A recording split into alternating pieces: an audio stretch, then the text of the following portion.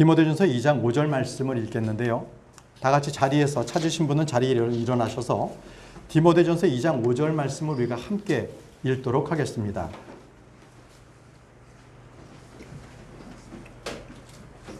디모데전서 2장 5절 말씀입니다. 다 찾으셨나요? 자, 그럼 함께 읽겠습니다. 시작. 한 하나님이 계시고 하나님과 사람들 사이에 한 중재자가 계시니 곧 사람이신 그리스도 예수님이시라. 예, 오늘 한 중재자가 계시니, 예, 오늘 이 주제로 하나님의 말씀을 선포하도록 하겠습니다. 기도하겠습니다. 전능하시고 위대하신 아버지 하나님의 은혜를 감사합니다.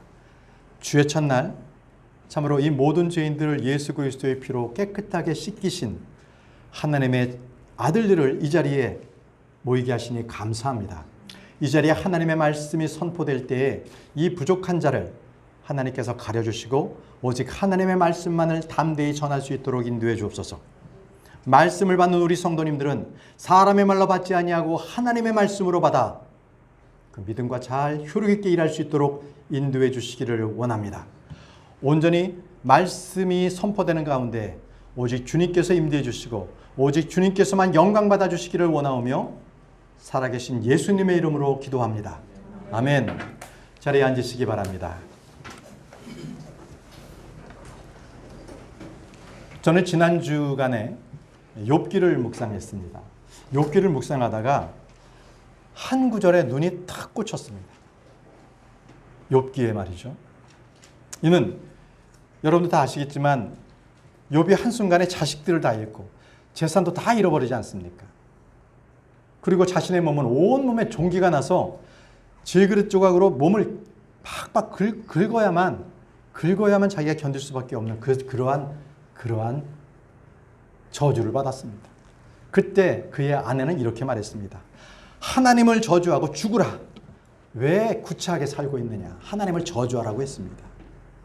또 위로하러 왔던 욥의 세 친구들은 욥을 그렇게 긁어대는 거예요. 내가 죄를 졌기 때문에 이런 현상이 생겼지. 너 죄 잘 생각해봐. 하면서 계속 욥을 계속 욕을 했습니다. 탓을 했습니다. 그때 욥은 자기 마음을 어떻게 헤아릴 수가 없어서 자기를 위해서 누군가가 하나님께 변호해 줬으면 좋겠다. 바로 이렇게 자기를 위한 변호자가 있으면 좋겠다라는 것을 그렇게 탄식을 했습니다. 욥기 16장 21절에 오 사람이 자기 이웃을 위해 변호한 것 같이 누가 한 사람을 위하여 하나님께 변호한다면 얼마나 좋을까? 나를 변호해 준다면, 나를 하나님께 변호해 준다면 얼마나 좋을까? 혹시 여러분 중에 누가 어려움이 처했을 때 누구에게 도움을 구할 분이 계십니까? 여러분의 죄 문제를 해결해 줄 수 있는 그런 사람이 여러분 가운데는 있습니까? 이사야서 59장 16절에는 그런 사람은 없다고 말씀을 하십니다. 그분께서 사람이 없음을 보시고 중보자가 없음을 이상히 여기셨느니라. 중보자가 없음을 이상히 여기셨느니라. 주께서는 사람이 없다고 하신 것, 이것은 주님 앞에서 기도하고 중보하는 사람이 어찌 한 사람은 없느냐라고 말씀하신 겁니다. 여러분, 이것이 바로 모든 사람들에게 놓인 현실입니다. 중보자가 없는 것. 우리가 어찌할 수 없는, 내가 어떻게 해결할 수 없는 하나님의 진노 가운데 있는 죄인이었을 때, 그러나 우리는 아무도 나를 도와줄 수 없을 때 우리는 한 분, 예수 그리스도 그분을 찾았습니다. 오직 그분만이 하나님의 진노 가운데서 우리를 중보해 줄 수 있는 그런 분이십니다. 하나님과 사람 사이에서 오직 중재자는 예수 그리스도십니다. 자, 중보자란 무엇인가? 제가 표준 국어 대사전을 찾아봤습니다. 그랬더니 중보자란 하나님과 사람 사이에서 그 관계를 성립시키고 화해를 가져오는 사람의 역할이라고 했습니다. 화해를 가져오는 사람, 서로 양쪽을 화해케 하는 그 역할을 한다는 것입니다. 그러면 중재자란 무엇인가? 중재자, 분쟁이 일어났을 때 분쟁 사이에 끼어서 쌍방을 화해시키는 사람이라고 이렇게 나왔습니다. 분쟁이 일어나서 서로가 원수되었던 그 두 사람을, 두 부류를 화해케 해서 친구가 되게 하고 화목하게 하는 것, 이것이 바로 중재자의 역할인 것입니다. 예수님께서는 우리에게 중재자가 되십니다. 우리는 전에 본질상의 죄의 자녀였기 때문에 하나님과 원수된 자였습니다. 그러나 주 예수 그리스도께서 우리를 위해서 죽으시고 죄와 저주가 되심으로 우리는 주 하나님의 아들들이 되었습니다. 이제는 그분과 형제요 친구라고 불리게 되었습니다. 이제 우리는 누군가 중재자가 필요 없게 되었습니다.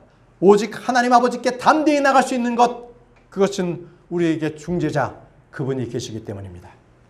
여러분들 가운데서는 그분 예수 그리스도께서 여러분들의 중재자가 되십니까? 아멘입니다.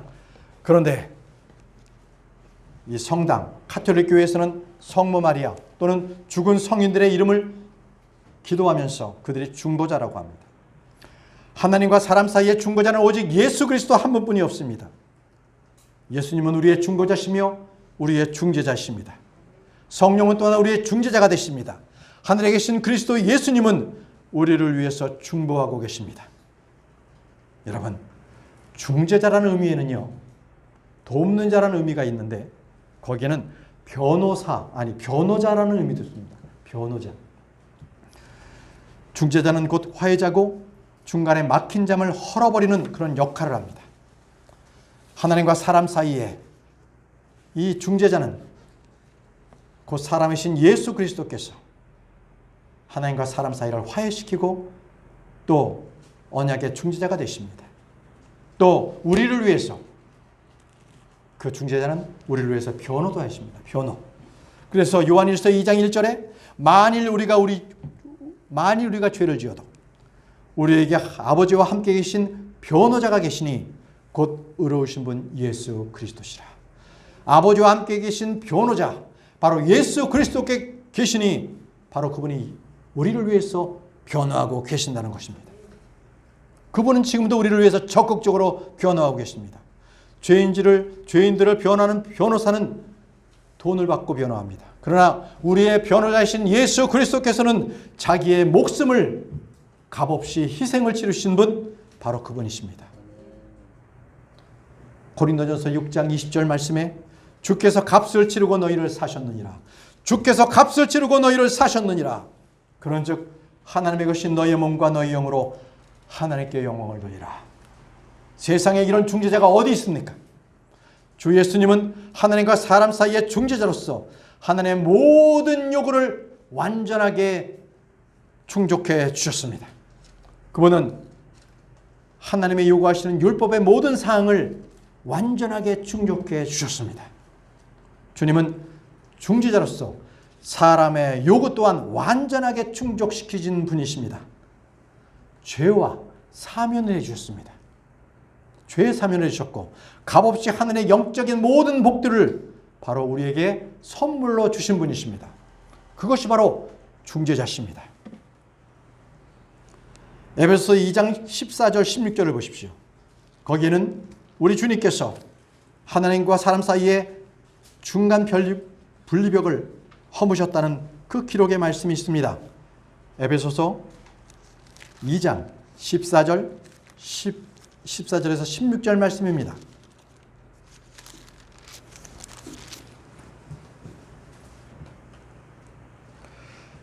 그분은 우리의 화평이시니라.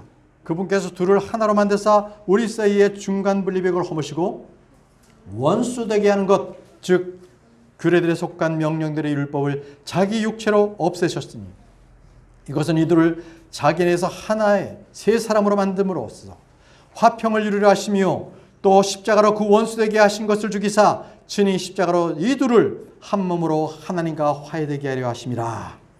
여러분 주목해 보십시오. 그분께서 둘을 하나로 만드사 우리 사이에 중간 분리벽을 허무셨다고 말씀하지 않습니까? 이것이 바로 중재자로서의 역할입니다.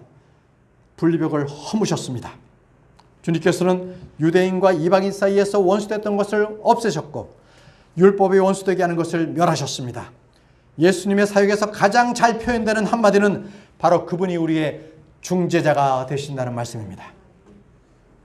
주님은 우리의 중재자 되십니다. 죄인이 주님께로 간다면, 하나님께로 가려면 반드시 예수 그리스도를 통해야만 합니다. 주님께서는 바로 그 길이시기 때문이다.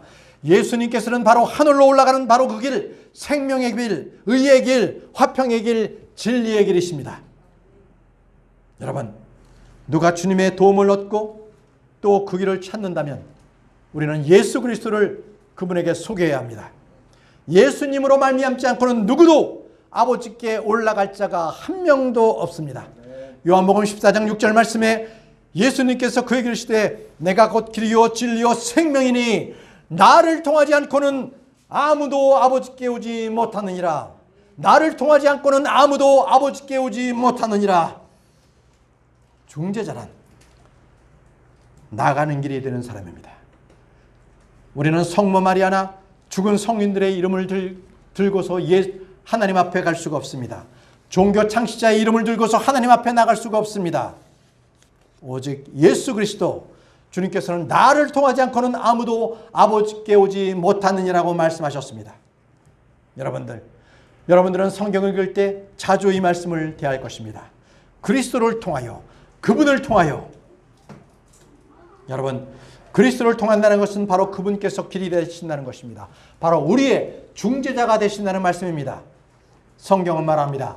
요한일서 4장 9절 말씀에 하나님께서 자신의 독생자를 세상에 보내사 우리가 그분을 통하여 살게 하셨은즉 이것 안에서 하나님의 사랑이 우리 안에 나타났느니라.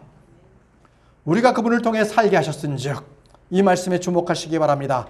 예수 그리스도가 저와 여러분 가운데 없다면 우리는 생명을 얻을 수가 없습니다. 우리 안에 생명은 없고 구원도 없습니다. 사도행전 4장 12절 말씀에 다른 사람 안에는 구원이 없나니, 다른 사람 안에는 구원이 없나니 하늘 아래에서 우리를 구원할 다른 이름을 사람들 가운데 주지 아니하셨느니라 하였더라.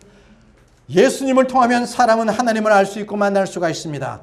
그분께로 갈 수 있는 유일한 길, 그 길은 예수님입니다. 여러분, 창세기에 보면 야곱이 말입니다.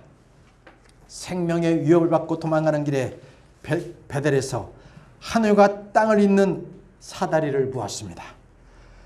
창세기 28장 12절에 그가 꿈을 꾸었는데 보라, 사다리가 땅 위에 세워져 있고 그것의 꼭대기는 하늘에 닿았더라. 또 보니 하나님의 천사들이 그것 위에서 오르락 내리락 하더라. 자, 여기서 하늘과 땅을 잇는 사다리가 누구입니까? 바로 예수 그리스도십니다. 바로 이것이 중재자이십니다. 하늘과 땅을 중재하시는 분, 사다리, 바로 예수 그리스도께서 우리를 중재하고 계십니다. 그분은 하늘에 계셨던 하나님이시고 하늘에서 내려오신 분이십니다. 바로 하늘의 주 하나님이 예수님이십니다.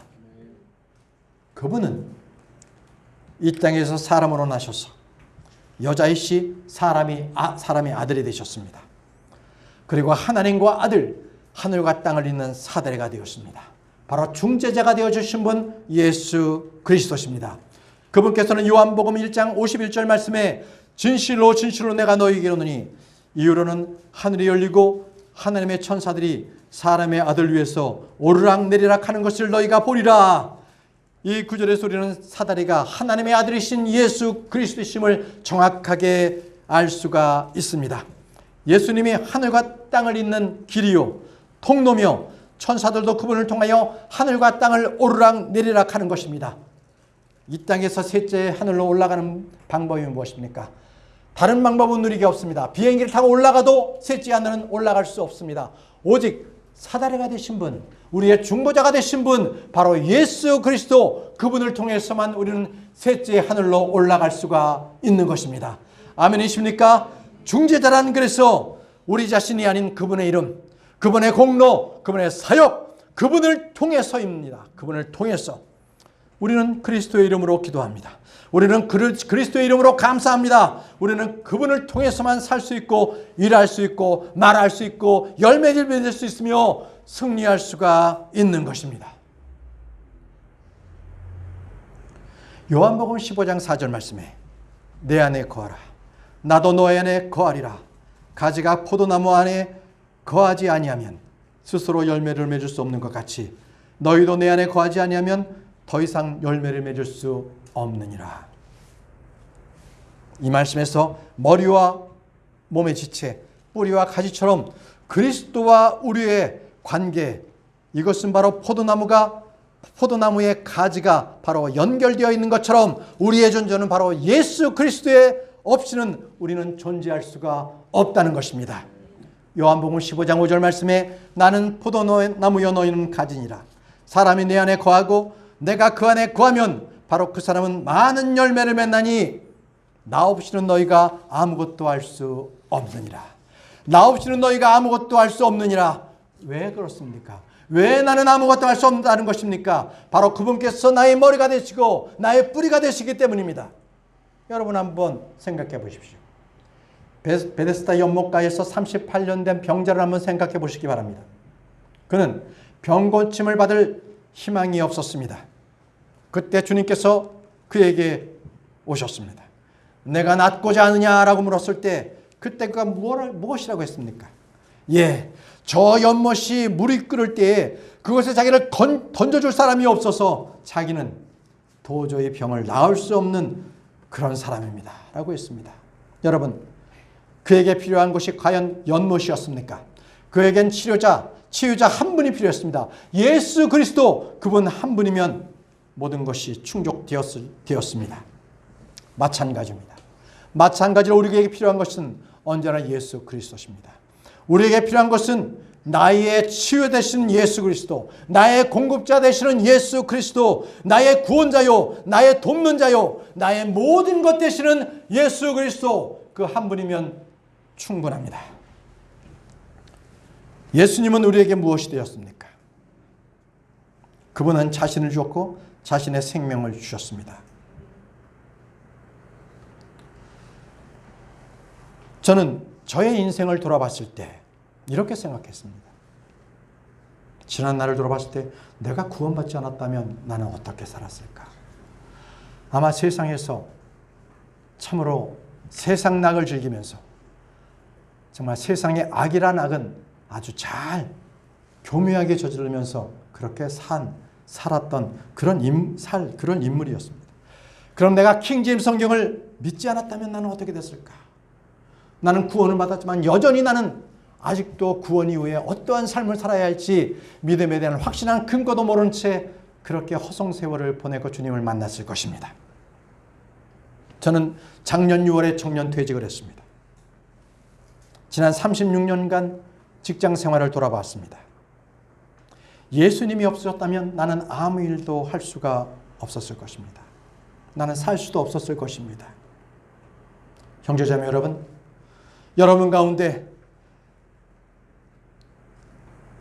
왜 많은 죄를 우리 주님은 나를 용서해 주셨나? 그렇게 생각해 보신 분이 계십니까? 그렇다면 나의 죄를 용서하신 그분이 나를 어떻게 사랑하셨는가를 생각해 보십시오. 여러분들은 예수 그리스도를 사랑하십니까? 자신이 얼마나 용서받았는지를 아는 것만큼 주님을 향한 사랑이 크게 나타납니다. 많이 사랑하는 사람일수록 많이 용서받은 자입니다. 적게 사랑하는 자는 적게 용서받은 자입니다. 저는 많은 죄를 용서받은 자입니다. 그래서 저는 생각합니다. 내가 있는 것은 바로 하나님의 은혜다. 저는 이것을 고백할 수밖에 없습니다. 그래서 내가 일하는 것, 내 안에 평안이 있는 것, 이것은 다 하나님의 은혜입니다. 고린도전서 15장 10절 말씀에 하나님의 은혜로 내가 지금의 내가 되었으니 내게 베푸신 그분의 은혜가 헛되지 아니하여 내가 그들 모두보다 더 많이 수고하였으나 내가 아니요 오직 나와 함께 계신 하나님의 은혜로다. 하나님의 은혜로 내가 지금의 내가 되었으니 내가 아니요 오직 나와 함께 계신 하나님의 은혜로다. 여러분들은 지금까지 자신의 일을 할 수 있게 된 것, 지금도 이 일을 할 수 있는 것에 대해서 혹시라도 내가 늙어서도 아직도 이 일을 하나 이렇게 한탄하고 계시는 분은 없으십니까? 그러나 여러분, 그것은 한탄할 일이 아닙니다. 전적으로 그것은 주님의 은혜라는 것을 실감하시기 바랍니다. 하나님께서 나를 돕지 않았다면 나는 아무것도 할 수 없는 사람입니다. 하늘에서 주지 아니하셨다면 사람은 아무것도 할 수 없습니다. 하늘에서 주지 아니하시면 사람이 아무것도 받을 수 없느니라. 주 안에 거하지 않으면 그는 스스로 아무것도 할 수 없는 것입니다. 사랑하는 성도 여러분, 중재자 되시는 예수 그리스도, 그분에 대해서 우리는 위대한 진리 하나를 더 알게 될 것입니다. 그것은 하나님께서는 그 중재자 되시는 예수 그리스도를 통한다는 것입니다. 우리에게 주시는 모든 것, 모든 일을 하실 때 바로 직접 나에게 다립도로 하시는 것이 아니라 바로 중재자 되시는 예수 그리스도, 그분을 통해서 나에게 일하신다는 겁니다. 하나님의 성령님은 그리스도를 통해서 이루어집니다. 하늘의 영적인 선물들은 그리스도를 통해서 나에게 주어집니다. 거룩하신 하나님께서 하늘의 영적 선물들을 그리스도를 통해서 저와 여러분들에게 나누어 주시는 것입니다. 이사야서 53장 12절 말씀에 그는 많은 사람들의 죄를 담당하였으며 범법자들을 위해 중보하였느니라. 주 예수님은 모든 사람들의 죄를 담당하셨고 죽으셨습니다. 그분은 죽으실 때 범법자들을 위해서 중보하셨습니다. 그분은 못 박히고 조롱당하고 그랬음에도 그분은 그들을 위해서 기도하셨습니다. 이 일은 지금도 계속되고 있습니다. 욥을 고소했던 그 사탄은 밤낮으로 우리를 향해서 고소하고 있습니다. 하나님 앞에 우리를 향해서 계속 고소하고 있습니다. 우리가 지은 죄와 불법들을 그분은 하나님 앞에 우리를 고소하고 있습니다. 저자를 당장 치게 해달라고 하나님 앞에 고소하고 있는 겁니다. 그러나 주님은 또한 우리를 위해서 오래 참으시고 우리를 위해서 변호자 되시며 우리를 위해서 중보하고 계시는 분이십니다. 또한 성령께서도 우리를 위해서 중보하고 계십니다. 로마서 8장 26절을 보십시오. 로마서 8장 26절. 로마서 8장 26절입니다. 이와 같이 성령께서도 우리의 연약함을 도우시나니 우리가 마땅히 기도할 바를 알지 못하나 성령께서 말로 할 수 없는 신음으로 친히 우리를 위해 중보하시느니라.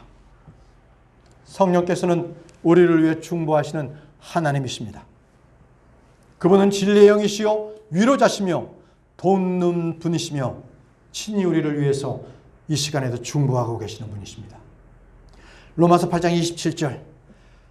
마음을 살피시는 분께서 성령의 생각이 무엇인지 아시나니 이는 그분께서 하나님의 뜻대로 성도들을 위해 중보하시기 때문이니라. 성령은 하나님의 뜻대로 성도들을 중보하신다고 말씀하고 있습니다. 우리를 위해서, 성도들을 위해서 말씀대로 성령은 중보하고 계십니다. 덕분에 우리는 죄와 불법 가운데서도 이렇게 죽지 않고 살고 있는 것입니다. 그것은 욥처럼 사탄이 중보자 없이 계속 고소했을 때, 아무도 그를 위해서 중보자가 없었을 때 그는 모든 것을 잃고 자기의 몸도 너무나 많은 큰 고통 가운데 있게 되었지만, 왜 우리는 죄를 지었지만 우리는 이렇게 떳떳하게 살고 있는 것입니까? 바로 그것은 욥과는 다르게 바로 중보자 되시고 변호자 되시는 예수 그리스도께서 우리를 위해서 중보하시고 변호하시기 때문에 그런 것입니다.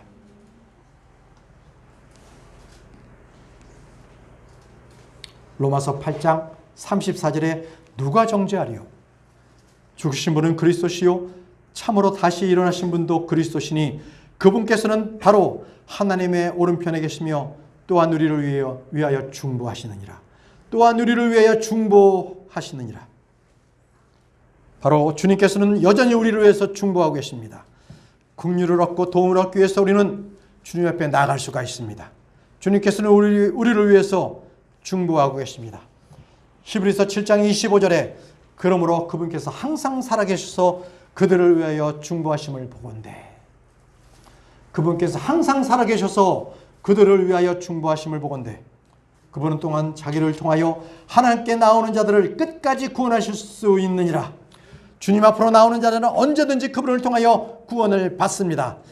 하나님은 우리를 죄에서 구원해 주실 뿐 아니라 모든 삶의 시험이나 고통이나 염려 가운데서도 우리를 구원해 주십니다.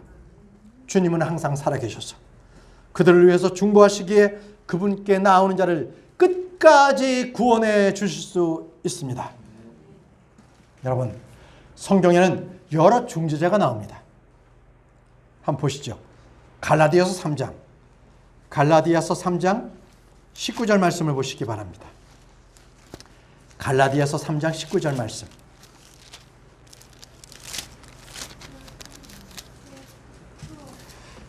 그러면 율법은 무엇을 위한 것이냐? 그것은 약속을 받은 그 시가 오실 때까지 범법들로 인해 더해진 것이요 한 중재자의 손에서 천사들에 의해 정해진 것이라.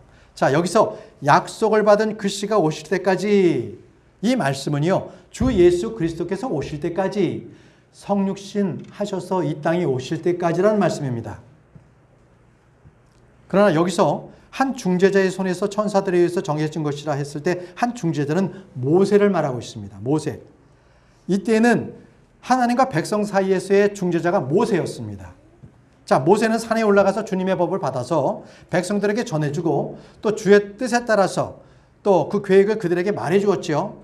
또 하나님과의 언약을 맺을지 백성들에게 묻고 후 백성들의 그 의견을 하나님께 다시 산에 올라가서 말했던 겁니다. 자, 중재자가 바로 모세였습니다.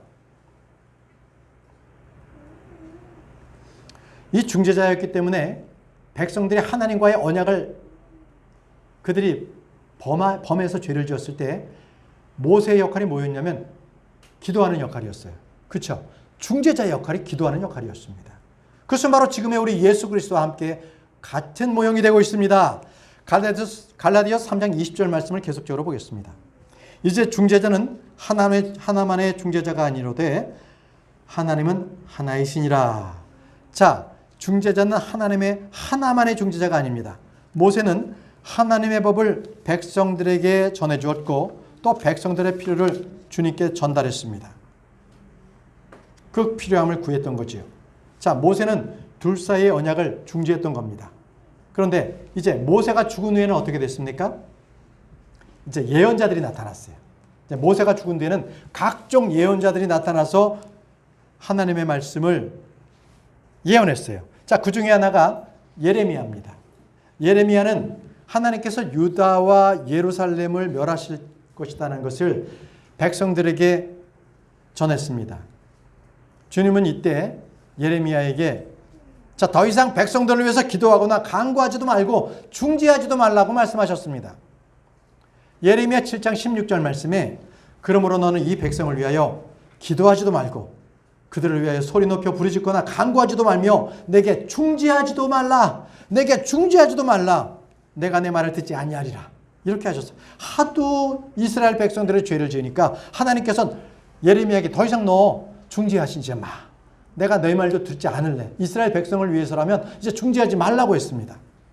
예레미야는 중재자였습니다. 누구든지 주의 말씀을 받은 사람은 주께 중재자가 된다는 거예요. 여러분들은 주님의 말씀을 받았습니까? 그럼 여러분들은 이제 중보 기도자가 됩니다. 우리가 어제도 모여서 중보 기도했습니다. 우리 지체들을 위해서 중보했죠? 예, 그것은 우리가 주님의 말씀을 받았기 때문에 당연히 해야 할 우리의 도리입니다. 우리의 의무입니다. 예레미야서 27장 18절 말씀에 그러나 만일 그들이 대언자이며 주의 말씀이 그들에게 있거든 이제 그들이 만군의 주께 중보하여 주의 집과 유다 왕의 집과 예루살렘에 남아있는 기구들이 바벨론으로 가지 못하게 하여야 할지니라. 자, 주의 백성, 주의 집을 위해서 중보하는 일은 주의 말씀을 받은 사람들이 해야 할 사역이라는 겁니다. 이는 이 시대도 마찬가지입니다. 모든 크리스천들은 교회를 위해서 기도해야 합니다. 여러분들도 모두 교회를 위해서 기도하십시오. 우리 성도들이 교회를 튼튼히 세워갈 수 있도록 그렇게 기도해 주시기 바랍니다. 성도들은 당연히 중보 기도해야 합니다. 교회가 세속화되지 않고 성도들이 믿음이 떨어지지 않도록 중보 기도해 주시기 바랍니다. 여러분, 우리 지체들이 거짓된 배교의 말씀으로 인해서 떨어져 나가지 않도록 그들을 위해서 기도해 주시기 바랍니다.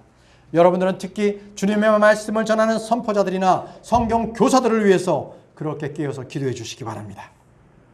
자, 이제 우리는 예수 그리스도께서 어떤 중재자이신지 어떤 중재자이신지 우리가 말씀을 살펴보도록 하겠습니다.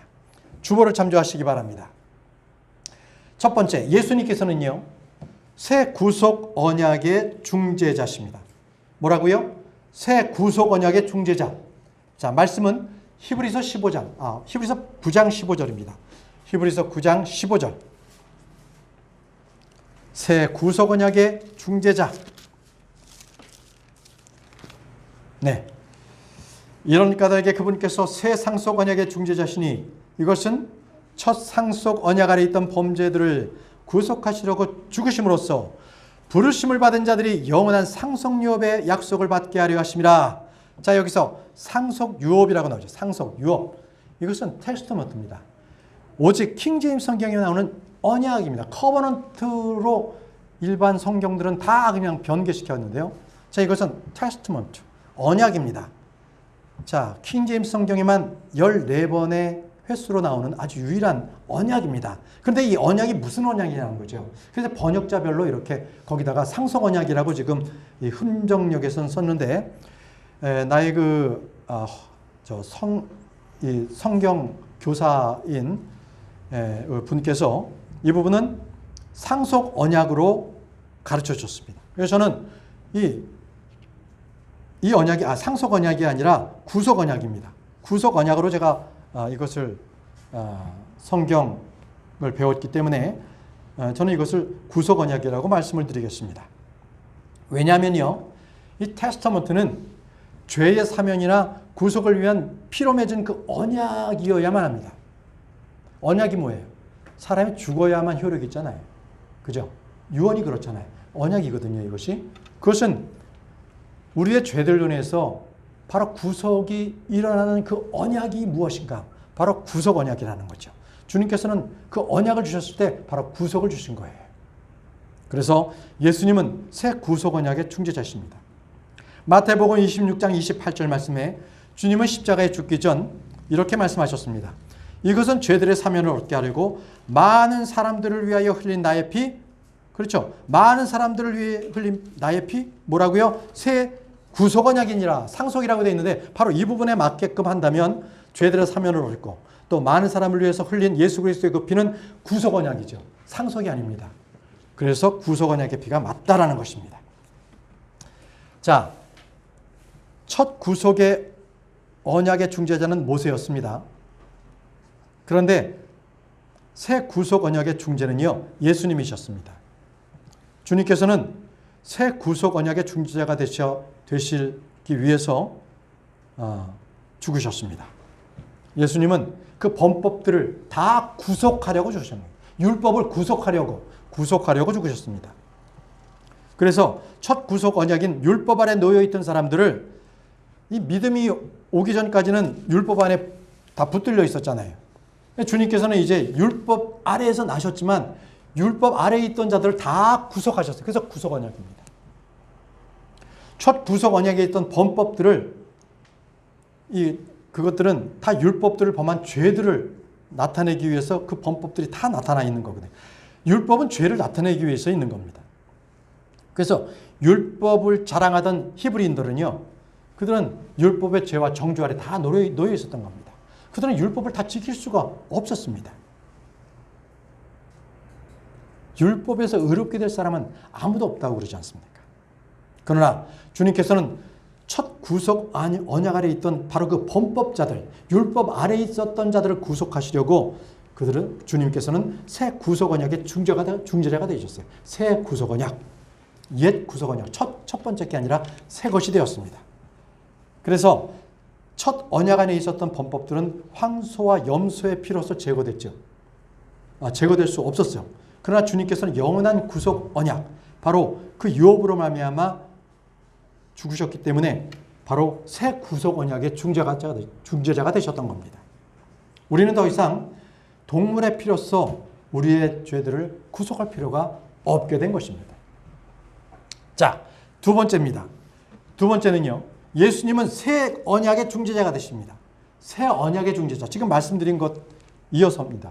바로 동물의 피인가 아니면 예수님의 피인가를 말씀드리는 겁니다. 새 언약이 무엇인가?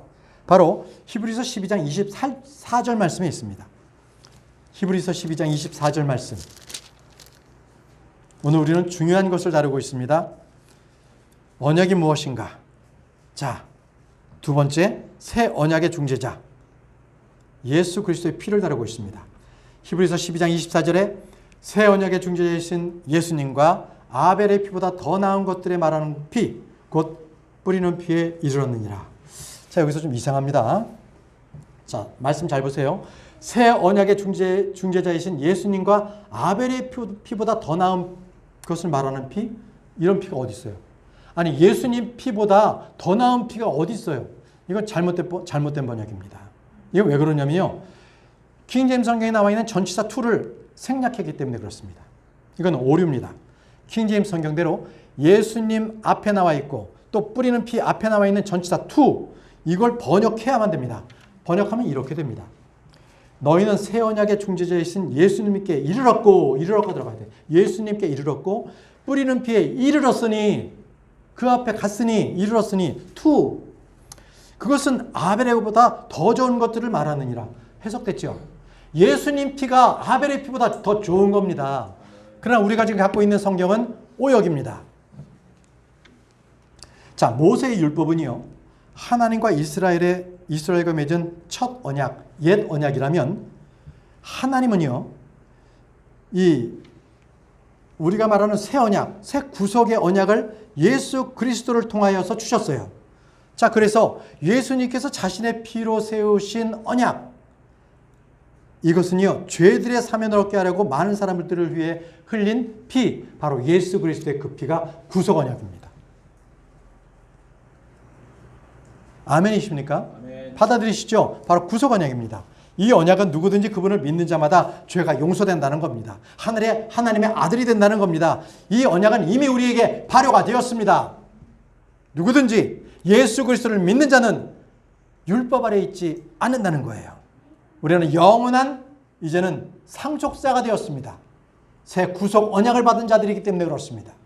저와 여러분들은 하나님께서 주시는 그 상속을 당연히 받을 수 있는 그러한 법적 의무를 우리는 받게 된 것입니다. 아멘입니다. 세 번째입니다. 예수 그리스도는요, 하나님과 사람 사이에 중재자가 되십니다. 자, 디모데전서 2장 5절 말씀을 보시기 바랍니다. 디모데전서 2장 5절 말씀. 한 하나님이 계시고 하나님과 사람 사이에 한 중재자가 계시니 곧 사람이신 그리스도 예수님이시라. 자, 여기서 한 하나님이 계십니다. 한이라고 하는 원이라는 이 말은요, 한 하나님이 계시다 했기 때문에 삼위일체가 아니지 않느냐? 아닙니다. 삼위일체 한 분이십니다. 그죠? 그분이 삼위일체로 계시는 거예요. 한 분이. 부부는요, 일심동체라는 우리나라의 옛말도 있지 않습니까? 하나입니다. 성도들은요, 주님과 연합하면 한 영이 됩니다. 그래서 고린도전서 6장 7절 말씀에 주와 결합하는 자는 몇 개의 영이냐? 한 영이니라. 한 개의 영이냐라고, 한 영이라고 말씀하십니다. 이 한 원이라는 뜻은요, 여기서 유일한 뜻이 또 있습니다. 유일하신 하나님이시. 자, 그래서 이 말씀은 이렇게 우리가 읽을 수 있습니다. 유일하신 하나님이 계시고 하나님과 사람 사이에 유일하신 중재자가 계시니 곧 하나님이신 그리스도 예수님이시라. 이해되시죠? 유일하신 분이세요. 중재자는 유일하신 예수 그리스도 그분밖에는 없습니다. 자, 그래서 욥이 한탄했을 때에 욥기 9장 33절에 이렇게 한탄했습니다. 우리 사이에는 우리 둘 위에 손을 얹을 중재자도 없도다라고 했습니다. 손을 얹을 중재자. 이것은 서로 손을 맞이해서 서로를 이제는 화해했다 이겁니다. 그럴 중재자가 우리 가운데는 없다라는 것입니다. 여러분, 하나님을 믿지만 예수 그리스도를 믿지 못한 사람들은 그들은 중재자가 없는 겁니다. 자, 그런 사람들이 누굽니까? 유대인들, 그리고 무슬림들. 이들은 중재자가 없어요. 하나님은 자기들 안다고 해요. 그러나 단지 예수님은 저기 무슨 하나의 예언자 정도의 한 분이고, 모하메드가 그나마 최고니까 모하메드를 통해서 이러거든요. 그들이 무슬림입니다. 그들은 구원받지 못했습니다. 왜? 중재자를 올바로 찾지 못했기 때문에 그렇습니다. 예수님께서는요, 새 구속 언약의 중재자시고 새 언약의 중재자시고 하나님과 사람 사이의 중재자십니다. 이제 마지막으로 네 번째, 예수님은 더 나은 언약의 중재자십니다. 더 나은 언약의 중재자. 자, 말씀은 히브리서 8장 6절입니다. 히브리서 8장 6절 말씀을 보겠습니다. 그러나 이제 그분께서 더욱 뛰어난 섬김의 직무를 얻으셨으며 그것에 의해 또한 그분은 더 나은 약속들 위에 세워진 훨씬 더 나은 언약의 중재자시니라. 우리 예수 그리스도는 더 뛰어난 섬김의 직무를 얻으셨습니다. 그분께서 말씀하시는 섬김의 직무는 성소에서 제사장으로서의 섬기는 직무를 말합니다. 제사장은 성소에서 자신과 그리고 백성들의 죄를 위해서 헌물과 희생물을 주님께 올려드리는 역할을 합니다. 그들은 율법에 따라서 주 하나님을 섬깁니다. 그런데 이것은 바로 하늘에 있는 것들에 대한 그 성막은요, 하늘에 있는 것들의 본보기로 우리에게 주어진 겁니다. 자, 지금은 예수 그리스도께서 그 성막보다도 더 뛰어난 섬김, 바로 영원한 제사장의 직무를 얻으셨던 겁니다. 그래서 또한 그분은 더 나은 약속들 위해 세워진 훨씬 더 나은 언약의 중보자시니라. 이렇게 말씀하시는 겁니다. 자, 여러분, 여기서 더 나은 언약이라는 것은요, 아브라함에게 주신 그 구속 언약, 이거를 말하는데, 이 율법은 430년 뒤에 생긴 것으로서 하나님의 약속들을 위배할 수가 없습니다. 그러니까 아브라함은 율법 사람이 아닙니다. 율법이 생긴 전에, 이미 430년 전에 주님께서 아브라함을 의롭다 하시고 그를 의롭게 여기셨습니다. 약속을 주셨어요. 로마서 4장 13절에 그가 세상의 상속자가 되리라고 하신 그 약속은 아브라함에게나 그 씨에게나 율법을 통해 주어지지 아니하고 율법을 통해서 주지 아니하시고요, 믿음의 의를 통해 주어졌느니라. 그러니까 하나님께서 아브라함에게 그를 의롭다 하시고 그에게 약속하신 그 씨를 주시겠다고 하는 것은 그가 율법을 잘 지켜서 율법에서 그가 의롭다 하는 것이 아니라 그의 믿음을 보시고 의롭다고 하신 겁니다. 예. 그래서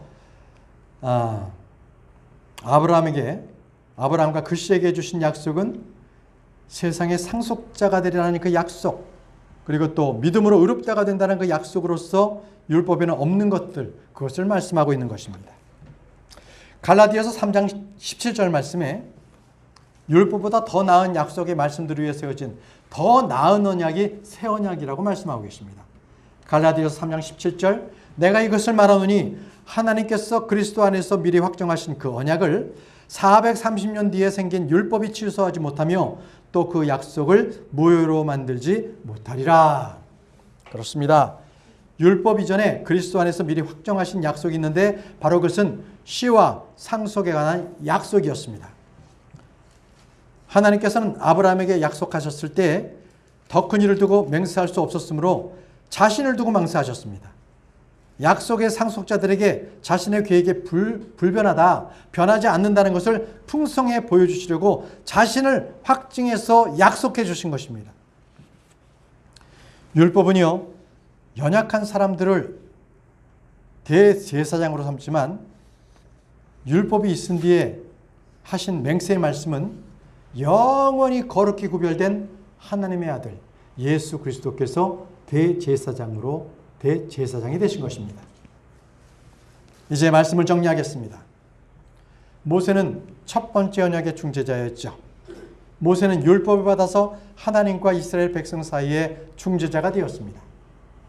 그러나 예수님께서는 하나님과 사람 사이의 중재자신데 더 나은 언약, 새 언약의 중재자가 되었습니다.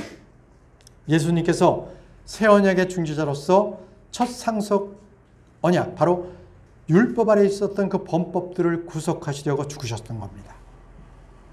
부름받은 자들을 영원한 상속유업의 언약을 받을 수 있도록, 구속 언약을 받을 수 있도록 주님께서 그들을 부르셨습니다. 이제는 예수님께서는 더 나은 그 언약의 중재자로서 하늘에 있는 성소와 그리고 참 성막을 섬기는 대제사장이 되신 겁니다. 이제 누구든지 예수 그리스도의 이름을 믿으면 구원받습니다. 누구든지 그분을 통해서 살아갑니다. 다 같이 요한일서 2장 1절 말씀을 읽고 마치겠습니다. 다 같이 요한일서 2장 1절 말씀입니다. 요한일서 2장 1절 말씀을 펴시기 바랍니다.